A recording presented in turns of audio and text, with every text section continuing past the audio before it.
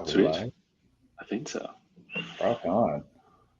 Well, appreciate you setting this up, Rock. Really looking forward to it. Yeah, likewise. Yeah, I don't know. Mutually set it up. Yeah, appreciate it. Of course, of course. Yeah. I don't know. I didn't have a super formal agenda. I figured I'd I, walk I mean, through I was stuff, but yeah. I can kick it off for the Quai Network community if you'd like. I know a lot of builders on Quai Network have been looking forward to taking advantage of this integration. So just many appreciations for being a little proactive here and reaching out and getting this scheduled. Yeah. I'm just in the background here, making sure we're redistributing to all the builders who asked for this, Yes. and bring them into the space so they can tune in. Cool. Dennis confirmed we're live on Twitter as well. So we're live Right? somewhere. Heck yeah,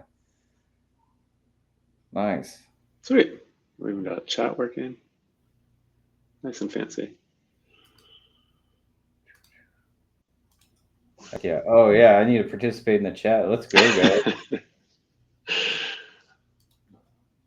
Here we are. All right. Yeah, and I guess for what it's worth, to anyone listening, I'm very game to like take questions, walk through examples, do that whole spiel as well. So yeah, I had a demo that we had talked about with like an NFC token and setting that up end to end, that we can walk through. But yeah, happy to take this any which way as well. Yeah, absolutely. No, really appreciate it. We had a bunch of questions from the community, so maybe just like start with like introductions. Yep. Like my name's Matt. Obviously, I work at Quad Network. We do a little bit everything over here: developer relations, marketing, community management. You name it. If it's not core protocol engineering, we support all of that. So that's my role at Quad Network, and yeah, helping the developers actually take advantage of all the integrations that we establish with our partners. Indexing company, a huge partner of Quai Network. Really excited to have their capabilities accessible to anybody and everybody building on Quai Network. So I'll be asking some like random questions that I've collected from the community along the way, and providing some information that might be unique to Quai Network compared to other blockchains. And then from there, I guess I'll pass the mic over to Brock. And then Brock, there's definitely some new folks joining the community on a daily basis now. So maybe just kind of like rebase on indexing company and what this integration provides for folks looking to take advantage of it. Yeah, absolutely.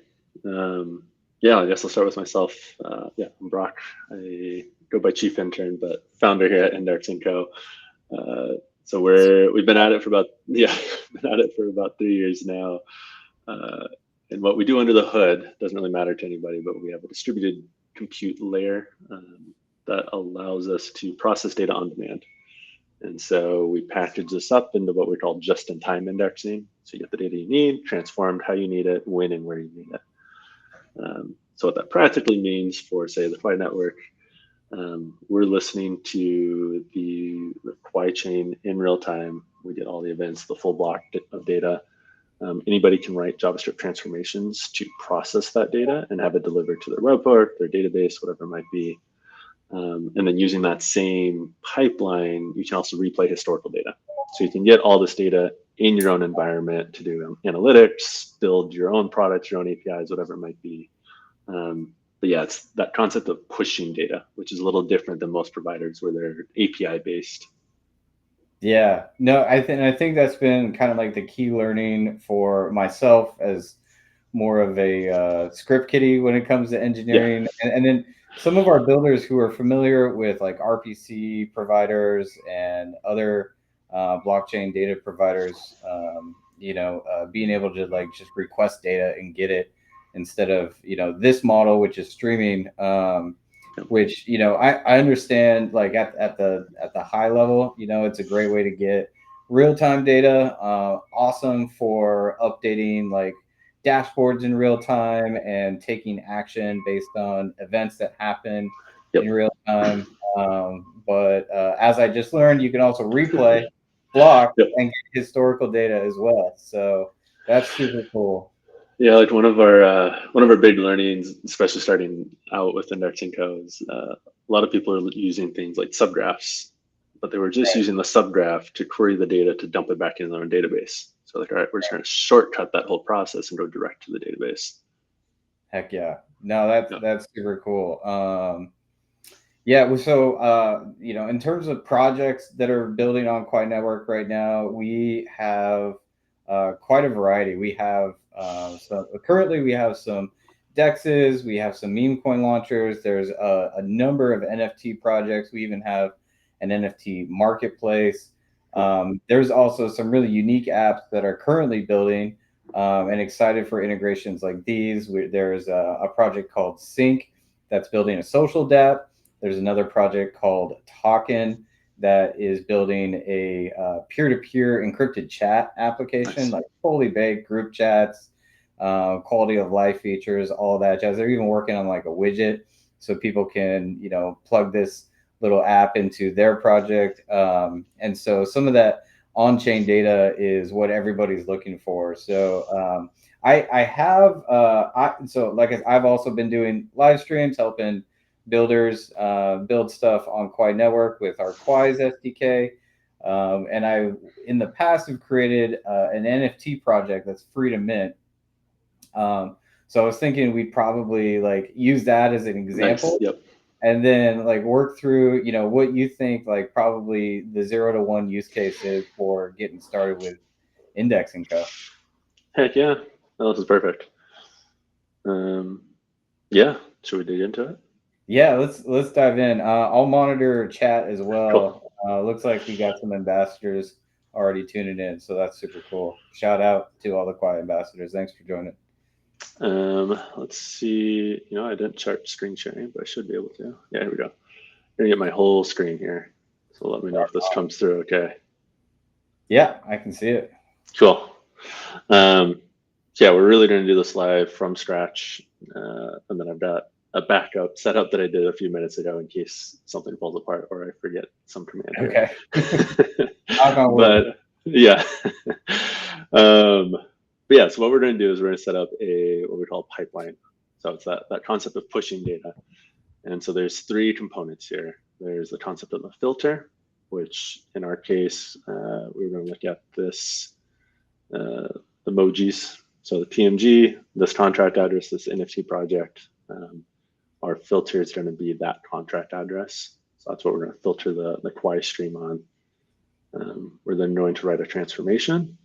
And notably, we already have a helper function for token transfers. So we're going to leverage that to just pull out, hey, what are all the NFT transfers for every block that gets processed? Filter that by this contract address. And then finally, we'll set up a pipeline that brings us all together and pipes it directly to our database. So we can pass in a connection string here, connect it to a table, and have that all set up. Yeah. Okay.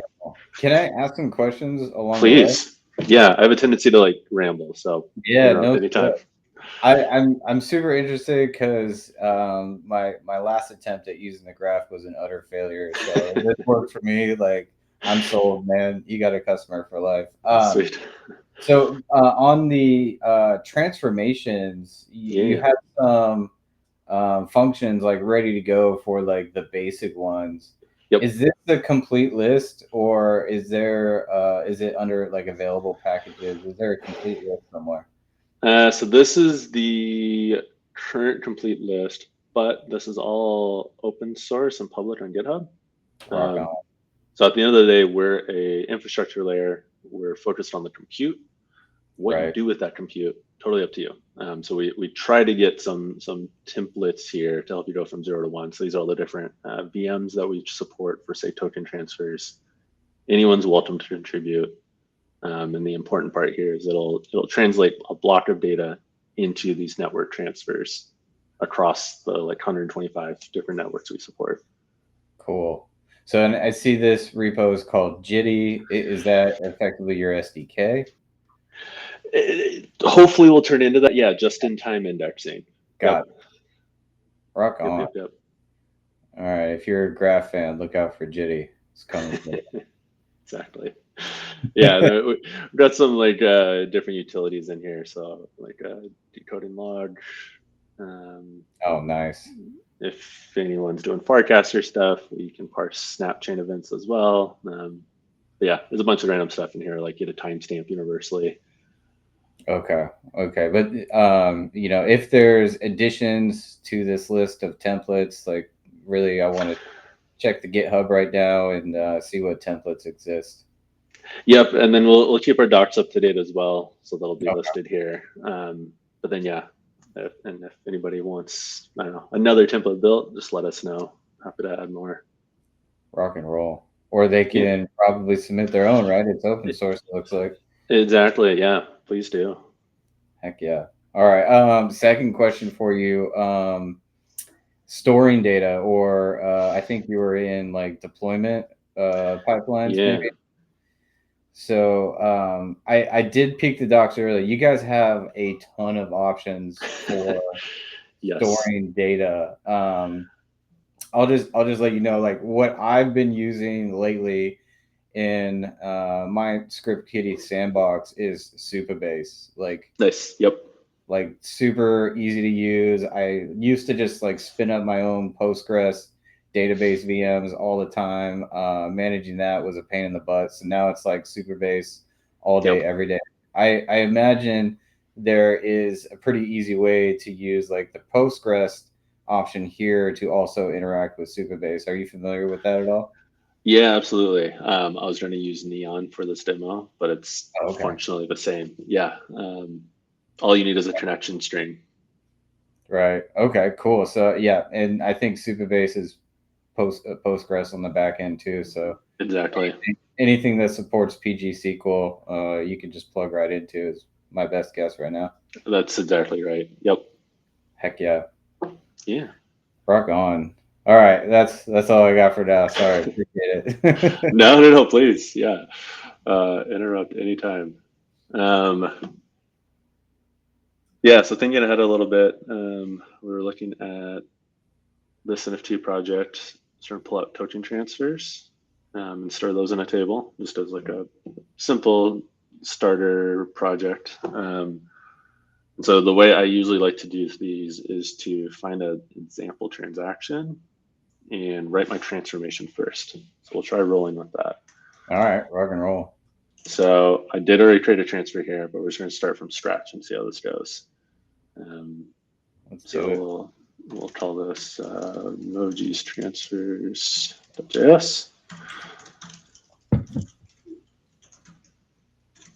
Transfers, and so the function will always get passed a block of data. We're dealing with EVM in this case, it's Quai, but we can simply get all the transfers regardless using that template.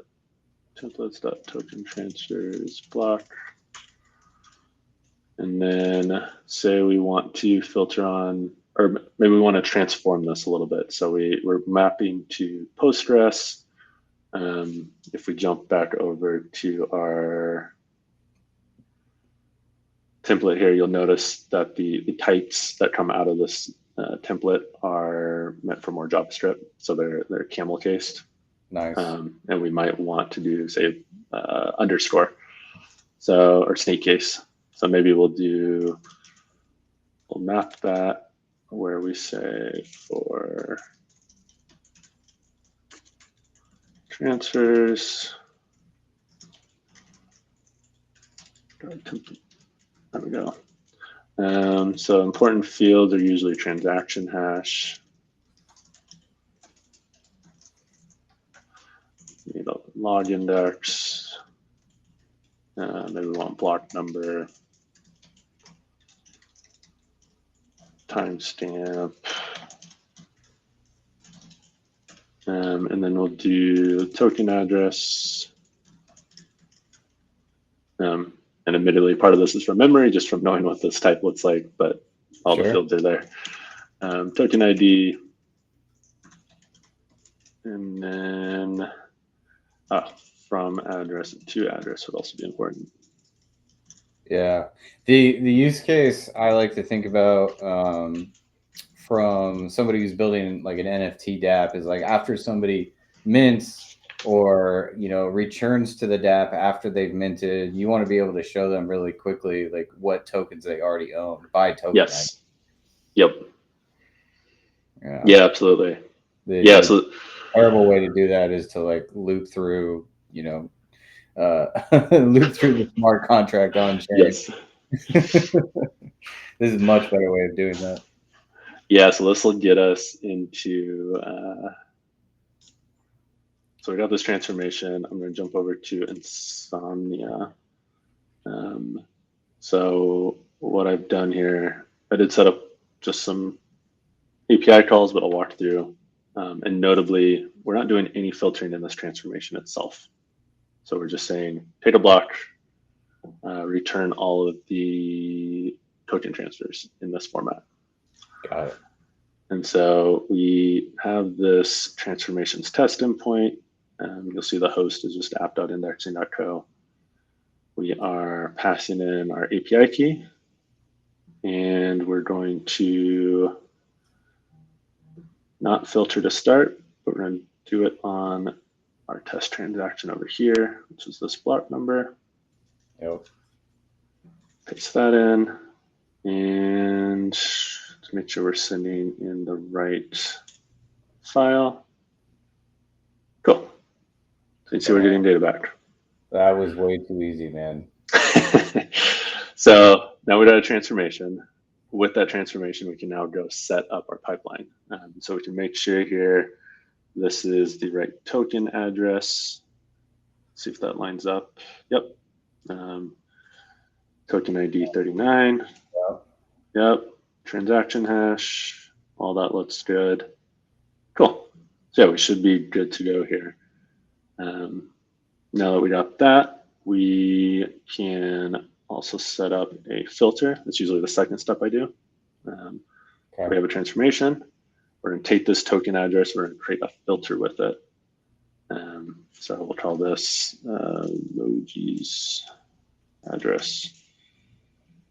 And same thing, passing the API key. In the body, we're going to pass in our address, and this will be a post request. Cool. And now if you switch this over to a GET request, you can see, hey, did that actually get committed? There we go. You can see. Got it. Okay, Yeah. so you publish your filters and then you can use them. Exactly. And then if we hop back over to testing our transformation, we're then able to also test it against that filter. So we can say, all right, we want to use the emojis, what do I call it, addresses? Address. And we're going to filter on the token address key. Boom. So it's still working. Not a very interesting example because there weren't more transfers in that block. But for instance, if we were to change this filter name, you'll see we didn't empty it right back because it's not passing this invalid filter. Okay, cool. Yeah, I have some really silly questions here. So please. I could just set up a pipeline, get all blocks, and then transform those blocks. Or I could set up a filter, and what I do is like I publish the value of what I want to filter on. Yep. And when I do a request to get my data, that's where I call the filter value, and I tell the API what key I'm filtering on. Exactly. Yeah, you can kind of think of it as we're like a faucet of data, if you will. So the filters give you a way to tune that faucet a little bit so that we're not dumping, say, all NFT transfers to your database. Sure. Yep. Cool, man. Yeah. Nice. Okay. So at this point, right, I am able to like query individual blocks for my smart contract address, asking for all the token transfers. Yep. So we've got a working transformation. We've got a working filter. Now let's try deploying the whole thing. So one of the first things we'll need to do is get a fresh database. So I'm actually just going to go ahead and see if I can create a brand new one from scratch as well. Cool. Emojis. And so right now we're using Neon to Yep. build a Postgres database. Exactly. So I can copy this. It usually takes a second to get set up. There we go. All right, so we got an empty database, brand new. So let's say we create a token transfers table. We'll want to use all the same values that we're getting out of our transformation. So if we go over here, we want to make sure we're including all of these fields. Transaction hash, log index, block number, timestamp, then token address, token ID. Small note on token ID, you can safely pass it to an int in this particular case.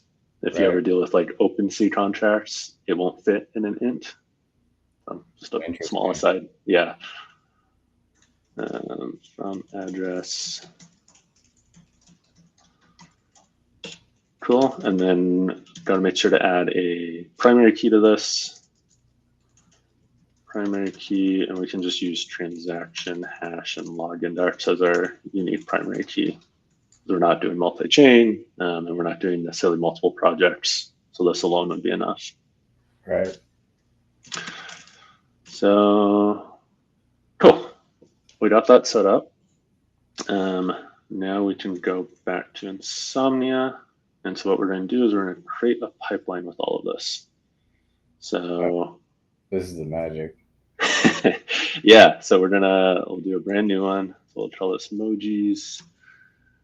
We're doing emojis transfers. Oh, we also have to commit transformation. Excuse me. So we had here, so this test endpoint, but we didn't save it anywhere. So if we want to save it, we just changed the word test to now an actual name. So say this is emojis transfers, and we're going to pass in not that file, but this file. Boom. All right. So now we got it saved. And similar to filters, you can also get your transformation back. So to go over here and say, okay, I want my emojis transfers. Cool. Got that file back. Nice. So we're actually publishing both the filter and the transformation. Exactly. And so this becomes really powerful, especially at scale, where we'll have, say, users change only the transformation step from time to time. So you might commit your code to GitHub and have a GitHub action that pushes the new transformation to update the pipeline automatically. And then the filters, we have customers that will filter on, say, 1 million different wallet addresses. So they're programmatically adding them as new customers sign up or whatever it might be. Oh, interesting. So, and that's a filter you mentioned, like all those customer signups. Yeah. So we'll have customers that have literally a million values in a single filter. Dang. Okay. So that leads me to the question, like, what data types can go into a filter? I'm assuming is that a massive array, or like what does that look like? Yeah, under the hood, we're dumping this into a NoSQL storage and then able to, whatever. We have a fancy way to query against it so that the number of items doesn't break it. You get back at most 10,000 at a time from a GET request, but you can paginate through it. Sure. And then typically people, especially for EVM chains, are filtering on either a contract address or a wallet address. Right. Okay, cool. So every time a user visits my dApp, I can add them to the filter. Totally. Yep. Nice. Yep.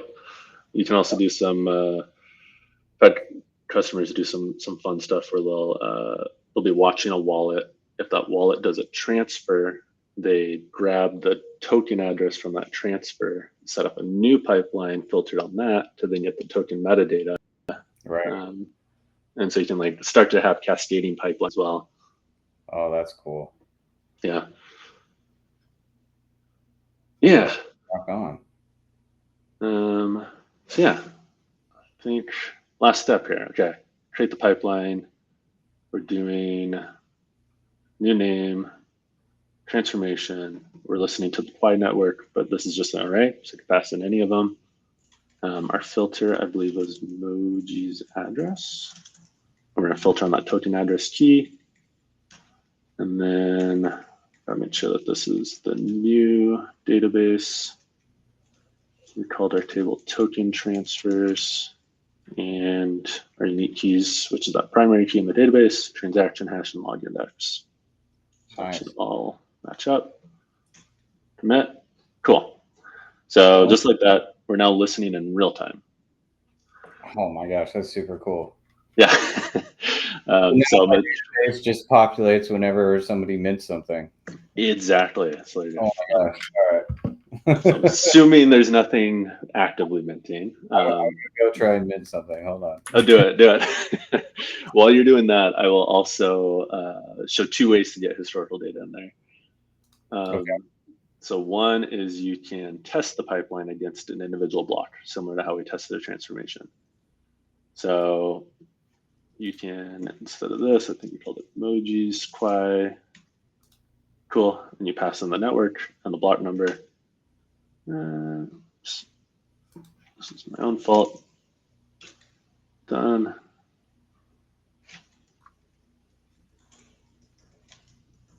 There we go. Cool. So let's see if that went through. There we go. So we just tested that block number, instantly got it in our database through this pipeline. Heck yeah. Okay. I missed that because I was super. Oh, you're go mint an NFT, but I'm sure the audience saw it. I also just minted an NFT. Let me pull it up in the Explorer here. That is in block 4.5 million plus. Yeah, 4596535. Wow. Yeah. Token ID 190. Yeah. That's super cool. Yeah. So this becomes the power of it is like, as a builder, you don't have to go pull an endpoint. You're not checking to see if something happened. It's just there in your database. Right. So if we were to say build an API on top of this, your data is always fresh. Yeah, no extra logs for monitoring and stuff like that. Heck yeah. Dang, man, that's super cool. I don't know if this is possible, but I'm curious what data on that transaction like I can actually get. There's first thing that pops in my head is just like token URI, right? So I know that is stored on chain, but I'm not sure if that's something we can pull off here in this live stream. If so, awesome. Let's go look. So, all right, we're gonna go off the cuff here. Let's say we look at this block number.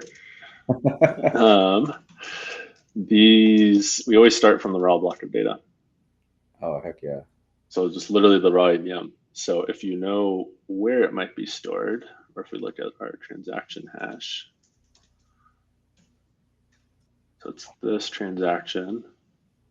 There's only the one log. Do you know where it typically lives? No, that's a good question. It's a little out of my depth. It's definitely the storage somewhere. So I think it would be a totally different query.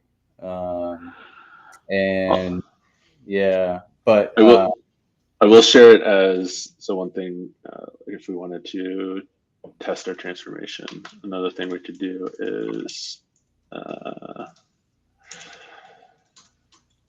so say we're just iterating through the for recursive block.transactions. So we're looking through all of them. We could say there's no receipt, we skip it, and then we can manually decode our logs instead of relying on the token transfer. So we could say EVM decode log. All right, bear with me as I try to remember the large signature. It's address indexed from address index to. I'm going to pull up the smart contract just so I know how it's stored.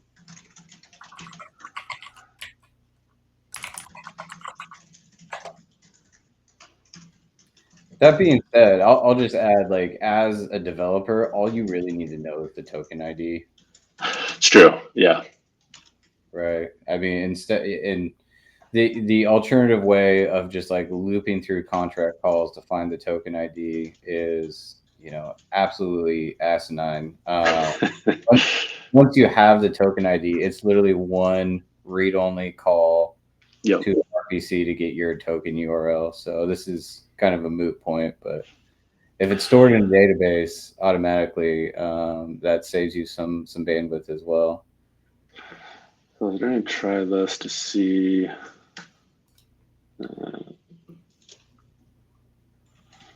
So not using a filter, we updated our code to try to manually decode the transfer logs and then return the decoded value and the raw transaction just as a test to see what data there is. Okay.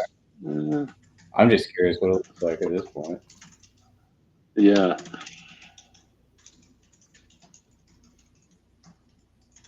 Let's try that one more time.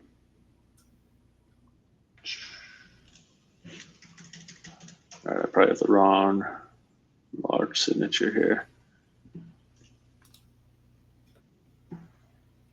Transfer unit. Oh, it's indexed. That's my bad.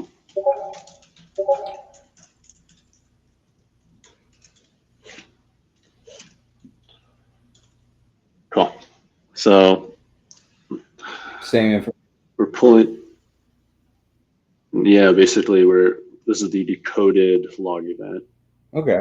From that same transaction, but then this is the full transaction that matches it. So presumably you might be able to pull it out of, say, the storage keys if it's stored there. But yeah, basically if it's in the block somewhere, you have access to all of it. Okay. Yeah. No, I mean, it's definitely in the block somewhere. And I'll just say we're definitely going down a rabbit hole here. If I were to play this out to kind of like cut this short, I would, look at the smart contract, find out how I'm storing the token URI. Yep. In this example, we're using Open Zeppelin. You could easily find out what storage key is used for this information, and then probably dive in deeper at that point. But that's kind of a waste of time on this live stream. But that's yeah, it was hopefully still helpful to show, like, here's how you can decode arbitrary log events as well. Right. Which is also really helpful because you can't really depend on smart contract developers to like create all the events that you need and stuff like that. Well, and standards are just suggestions. Exactly. Yeah. And some of those standards, I'll admit, are terrible. So yes. expect people to not follow the standard. So exactly. Last thing I was going to show is just two quick notes. We modified this transformation code. We tested it. We did not commit it. So this allows you to like iterate without breaking your existing pipeline. Right. And then I was also going to show really quick how to backfill. Oh yes. So if we go, I think we call it emojis. So they're just a /backfill endpoint. You pass in the network, the value you want to filter on, and then to speed it up, I had looked at the first transaction for emojis. So how far back to go and block? You don't have to. It just kind of short circuits it. So, anyways, saves time when they're 4.5 million blocks. Exactly. Or if you're on, depends on it, like Solana. If there's 350 million blocks, big difference. But you'll see it's already starting.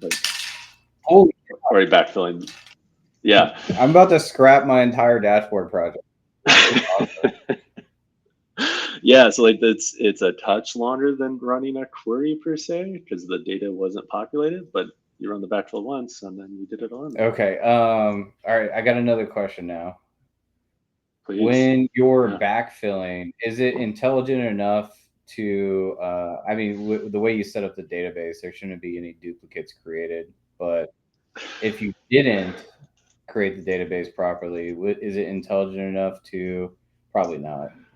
Uh, So it's going to do it based off of this unique keys got array. it. Got it. Okay. Yep. So we check it in a few different places, both on the indexing code side. We dedupe the data before we send it. Nice.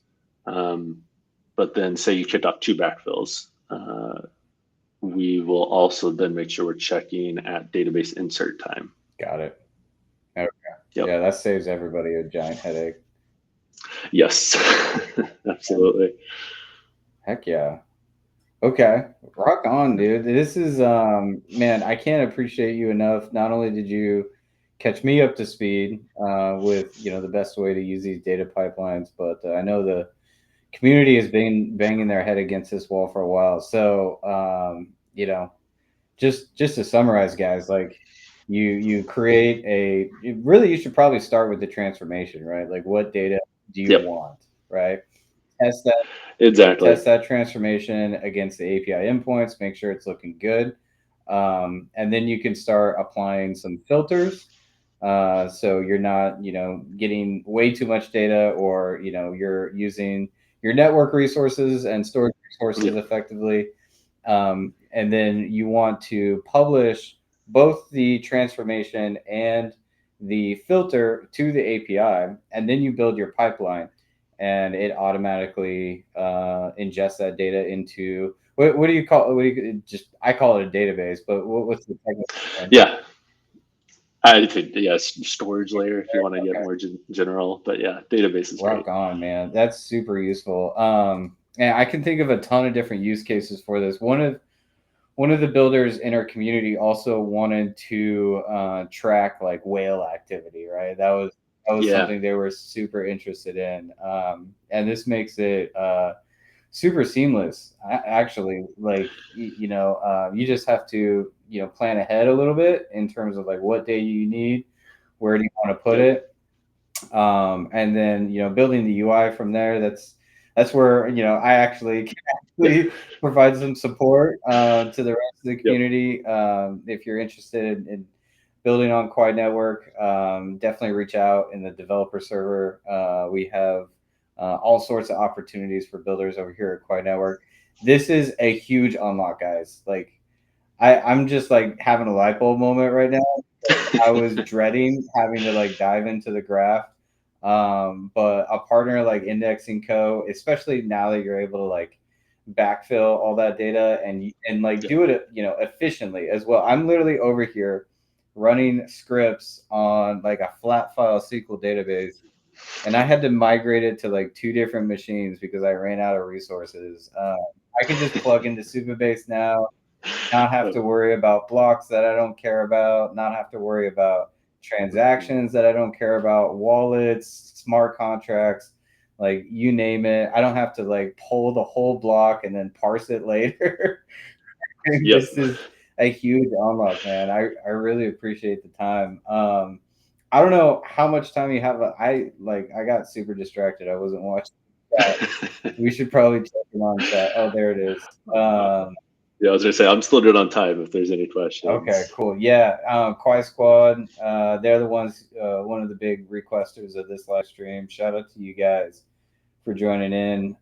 They're asking about backfill. Anything else you want to say about backfill, or like tips and tricks when using that? Um, Not too much. Like it currently works best against contract addresses on EVM chains. We're rolling out a universal wallet backfill. So if you want like 10 EVM chains at once, that'll be supported soon. But yeah, if you run into any issues, especially with the backfill, feel free to reach out. Heck yeah. Yeah, I know your guys' DMs are open here on X. Do you have any other Yep. support channels you might want to point people to, like a Discord or something? No Discord yet. We should, but you can find me on Telegram as well. Same handle. Yeah, or email us if you're old school. Yeah, Okay. so I'll reply anywhere. You're gonna get busy real soon, so highly Yeah, recommend the Discord. yeah, We'll also do our best to support you guys. I'm about to cut my teeth on this as well. You've been following along with my live streams. We're getting ready to dive into Index and Co. and leverage this integration. I'm super excited for it. Oh man, I had one more thing. Oh, okay. So Quad Squad's asking, try using the Supabase itself. If you didn't notice, Brock here was using, what was it, neon.tech? yeah. Neon. They're just like stupid fast to set up a Postgres Heck yeah. database. But functionally the same. You get your connection string from Neon or Supabase, plug it in. Indexing code doesn't care. Right, right. Yeah, no, Supabase, just like Neon, and it's got Postgres in the background. Yep.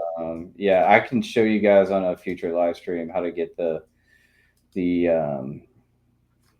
what did you call it? The connector string, the Yep. connector string on Supabase. If you guys are using Supabase, I've done that before. This here.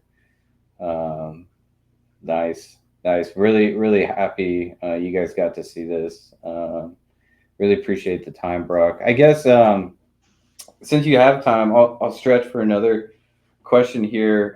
You said you have some more functionality coming for wallet tracking. It made me wonder, can we like re-review like all the chains you support today? You're probably familiar. Quai Network has a dual token model. We actually have two separate ledgers, right? So one is a Quai account-based ledger. The other one is Chi on a UTXO-based ledger. Nice. Yep. Now, both of those exist in in the block. So the way I've differentiated is just like this types field, which isn't unique to EVM, but our types are we use them slightly differently. And then Sure. we have some additional fields for an additional set of transactions we call external transactions. So That makes sense. if you're new to Quai Network, we shard dynamically to scale. And so transactions between shards look like external transactions in the actual block data. And so that's where you're going to find your initial Coinbase transactions before they play out, conversion transactions between Quai and Chi. Yep. And that's where transactions from one shard to another will initially show up. Now, they end up getting played in the regular transactions block. So you might not care about them unless you're super advanced and you want to get ahead and like front run a bunch of stuff that's happening at that layer. But is that data available today? Do we need to build some templates for Quai Network? Is kind of what I'm asking. That would be great. Rock and roll. Yeah, I was trying to say on the network side, I'll drop in the link here. I don't know if this gets posted back or not in the chat. I might see it depending on where you're. Never mind, I can't hit Oh send. my gosh, I can actually see the chat and restream, guys. This is I can't send there, but anyways, there's I'll share my screen again. I'll share just the tab this time though. Currently support 127 networks. Yeah, so if we don't have it, I apologize that I'm actually not familiar with the name of the UTXO side of this. What'd you say it was again? Chi? Yeah, so it's called Chi. It's spelled QI. That's But right. That's right. the way I'm thinking about this is it actually shows up when the transactions play out. They show up in the transactions block. We just need to see the type field of the transaction to identify a Chi transaction versus a Quai transaction. Got it. Is there a what's a good way to identify one? I was just curious. That's a good question. You know what? I had one pulled up the other day. Let me try that again. I need to go here.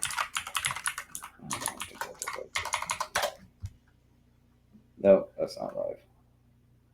Stand by.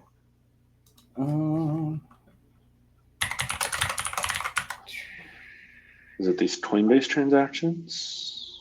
So a Coinbase transaction can be Qi or Quai. Miners have a choice in what they prefer. Makes sense. Server. If I had, actually, I might have a Qi address. That'll probably be easier. The real question is, does it have any transactions? Yeah, it should.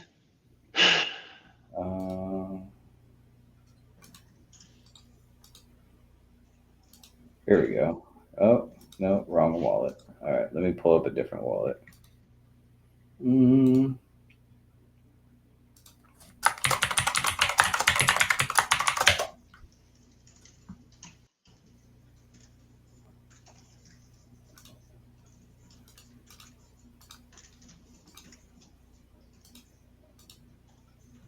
Okay. Let's see here. Should I drop this? Let's see. Can I drop this in private chat?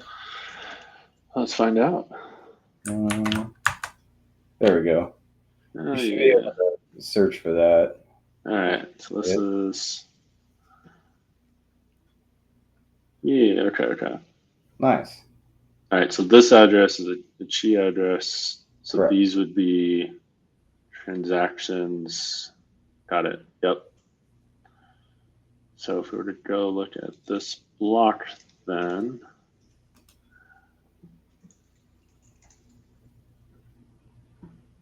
just look at the raw data.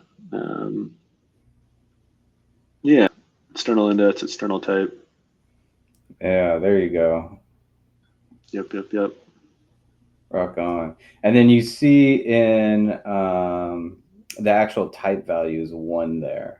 Yes. For 0x1 Nice. that you see in the receipt. That identifies a Qi transaction. Okay. So as long as you guys can access types, you'll be able to see that, and it looks like you can because it's all right here. Yeah. Yeah. So I mean, yeah. I won't go through the exercise again, but to modify that transformation to just look at transaction dot type or whatever it is. Heck yeah. Yep. Easy enough, guys. So this is you can monitor Qi, you can monitor Quai. This is probably like super useful for people trying to like, because with UTXOs, the way wallets often have to collect all those UTXOs to find all that information. Qi addresses are super unique, so it's not the same use case. You can only reuse an address once, unless you're aggregating like once per prime block. So, Sure. the actual address is not very useful to you unless you have the private key. But it's super cool to see that you have like all that data there. Really, like your imagination's the limit now with what you can do, and you just been unlocked by not having to like use the graph or like run your own queries. You just set up that pipeline, you backfill, and you're off to the races, and you can build all the UIs you can dream of. Heck yeah. Yeah, dude, that's super cool, Brock. I can't appreciate you enough. Looks like the chat. We got some of the big builders in here with us today. Shout out to Talkin. Shout out to Quai Squad. Quai Squad. They're building out a educational hub, helping to onboard more Web 2 builders into this space. Ironically, I think Web 2 builders are much more familiar with data pipelines Yes. than Web 3 builders. So this is super cool, man. I think like at this point, I'm definitely out of questions. You mentioned something about more wallet capabilities coming soon. Maybe expand on that a little bit, and then that's all I got. Yeah. Basically, so what you saw is our self-service offering. I like to joke that is 15% of what we do. Okay. So Nice. if you're more advanced, there's a whole bunch more we can do, more storage layers. We do dedicated nodes if you need more throughput. You can write the same one transformation, deploy it across 50 different chains at once or whatever it is. Write storage layers at the same time. And then we're also traction in the payment space. So we're doing a lot of work there to like payments. We're actually going to start to have some APIs there that are more real time. Think token prices, token metadata, wallet balances, those sorts of things, all stream just the same. That makes a lot of sense, actually, especially when it comes to payments. Yeah. Yeah. Oh man, that's super cool. Well, one day they'll realize Quai Network's actually going to be faster than any other they put their tokens on. So Heck yeah. super bullish on this partnership, man. That was a great demo. I'm singing your praises. I'm so excited. I won't have to dive into the ground. I tried so hard the other day. People laugh at me, but it was a complete failure. I think the TikToks just weren't updated. No, But it's really appreciate it, man. Oh my gosh, am I lagging out? There we go. no, you're good now. Yeah, no, absolutely. No, it's So, fun. what's next with indexing code, Brock? I mean, we're getting all the data, we need at Quai Network. For those of you who are building on Quai, like feel free to reach out. Definitely follow the account. Stay tuned. I'll be building using indexing code more real soon. If not tonight, definitely Thursday night. We'll dive in. And really looking forward to seeing what you guys build with indexing code. But if you're building, on indexing code, what should they keep their eyes peeled for next? Um, yeah, I don't know if this is on your guys' radar or like where it fits, but one thing we're diving into on the payment space as well is we now have our own X-Pro to facilitator. So we're starting to roll that out to other chains. So yeah, being able to say pay for API endpoints using Quai directly and have it settle on the Quai network. That is all now possible. Oh, that's super cool. Yeah, All right, so you might be able to like get your API key with your bag of Quai. Is that what I'm hearing? that's the idea. Exactly. Heck yeah. Yeah. Well, that definitely creates a smoother onboarding process for sure, especially for folks Yep. who need to try something new. So like shout out to you for that. That's a huge unlock. That's super cool. Yeah. It's gonna be fun. We're like one day into that, so it's very early, but Sure. yeah, it's coming. Heck yeah. Right on. Well, stay tuned for more, folks. Definitely give Brock and Indexing Co. a follow. I can't appreciate them enough for reaching out and setting this up. It looks like the community absolutely love the space. Shout out Quai Squad talking. I imagine this will be incredibly valuable to you guys long term. I know there's a bunch of builders out there looking and getting ready to analyze all the growth data that will be coming real soon, as Quai Network is grinding behind the scenes on Project Soap, which you probably don't know about, but we're super bullish on it. We expect a lot of growth coming to Quai Network real soon. So this is a huge unlock for everybody out there who wants to track all that information in real time. We need metrics. Y'all need metrics. The community needs metrics. And I'm just so happy I won't have to continue to maintain my terabyte flat file SQL Lite, Yep. whatever it is, before attempting to migrate like a gig of data Yep. into Supabase. This is gonna like really make things a whole lot easier. So super excited for that. And yeah, guys, stay tuned for more. You already heard me earlier today. We were on an X Space with the founders, so I'll spare the community the rest of my rambling. But really appreciate it, Brock. I guess wrap it up, man. I can't ask for any more of your time. I got nothing else.